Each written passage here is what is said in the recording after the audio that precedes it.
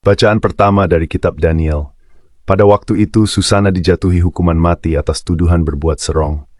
Maka berserulah Susana dengan suara nyaring, Allah yang kekal, yang mengetahui apa yang tersembunyi dan mengenal sesuatu sebelum terjadi. Engkau pun tahu bahwa mereka itu memberikan kesaksian palsu terhadap aku. Sungguh aku mati, meskipun aku tidak melakukan sesuatu pun dari yang mereka dustakan tentang aku. Maka Tuhan mendengarkan suaranya. Ketika Susana dibawa keluar untuk dihabisi nyawanya, Allah membangkitkan roh suci dalam diri seorang anak muda, Daniel namanya. Anak muda itu berseru dengan suara nyaring, aku tidak bersalah terhadap darah perempuan itu. Maka segenap rakyat berpaling kepada Daniel, katanya. Apa maksudnya kata-katamu itu? Daniel pun lalu berdiri di tengah-tengah mereka.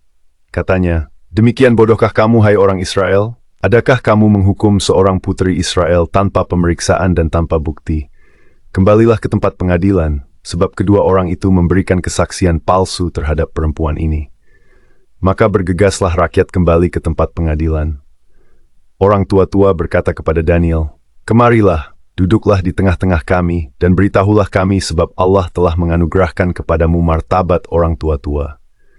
Lalu kata Daniel kepada orang yang ada di situ, pisahkanlah kedua orang tua-tua tadi jauh-jauh, maka mereka akan diperiksa.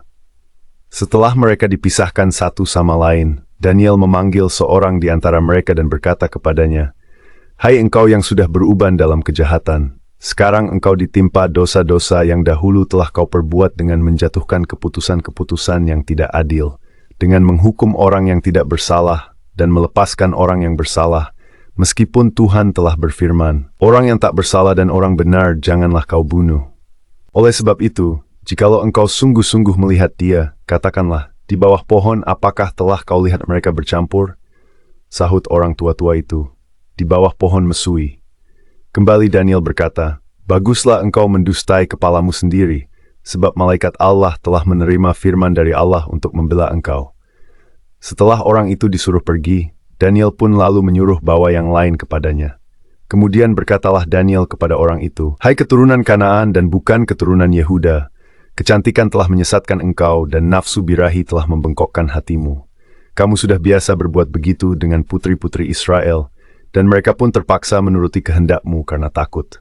Tetapi putri Yehuda ini tidak mau mendukung kefasikanmu.